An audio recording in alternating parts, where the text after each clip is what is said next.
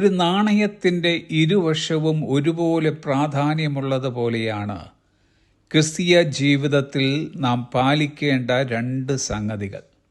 അവയത്രേ 37-ാം സങ്കീർത്തനം 27-ാമത്തെ വാക്യം. 1. Depart from evil, ദോഷം വിട്ടൊഴിയുക. 2.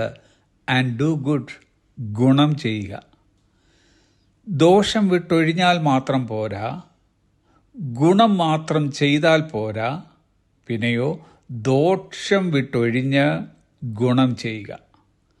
നമ്മുടെ ആത്മീയ ജീവിതത്തിൽ നാം വിട്ടൊഴിയേണ്ട അതിപ്രധാനപ്പെട്ടതും ആദ്യത്തേതുമായ കാര്യമത്രേ ദോഷം വിട്ടൊഴിയുക എന്നത്. നമുക്ക് ചേർച്ചയില്ലാത്തത് വിട്ടൊഴിയണം.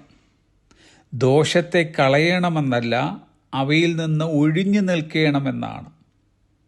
പഴയ നിയമത്തിലെ യോസഫ് പോത്തിഫേറിൻ്റെ ഭവനത്തിലായിരിക്കുമ്പോൾ എടുത്ത ഉറച്ച തീരുമാനമായിരുന്നു, ഞാൻ ഈ മഹാദോഷം ചെയ്ത് ദൈവത്തോട് പാപം ചെയ്യുകയില്ല എന്ന്. തൻ്റെ മുമ്പിൽ തന്നെ മാടി വിളിച്ചുകൊണ്ടിരുന്ന പാപത്തെ മഹാദോഷമായി യോസഫ് കണക്കാക്കി. പിന്നെ ഒരു നിമിഷം പോലും കളയാതെ ആ വീട്ടിൽ നിന്നും ഓടിപ്പോകുകയായിരുന്നു ചെയ്തത്.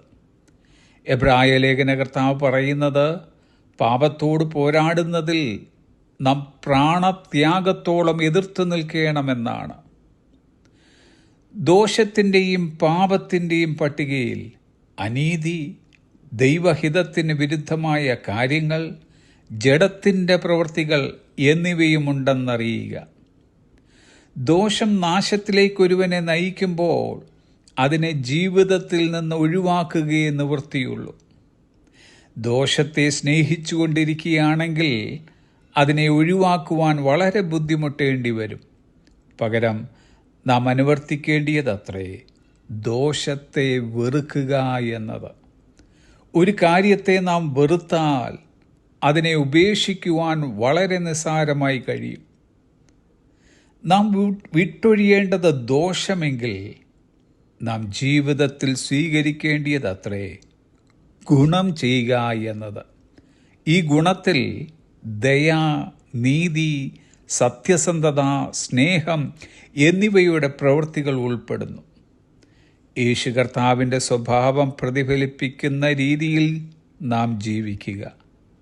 തിന്മയോട് തോൽക്കാതെ നന്മയാൽ തിന്മയെ ജയിക്കുക എന്ന് റോമർക്ക് എഴുതിയ ലേഖനം 12-ാം അധ്യായത്തിൻ്റെ 21-ാം വാക്യത്തിൽ നാം വായിക്കുന്നു. ജോൺ വെസ്ലി പറഞ്ഞത് അത്രേ, do all the good you can, by all the means you can, in all the ways you can. നിങ്ങൾക്ക് കഴിയുന്ന എല്ലാ ഉപാധികളിലൂടെയും, നിങ്ങൾക്ക് കഴിയുന്ന എല്ലാ വഴികളിലൂടെയും, നിങ്ങൾക്ക് കഴിയുന്ന എല്ലാ നന്മകളും ചെയ്യുക. Have a blessed day.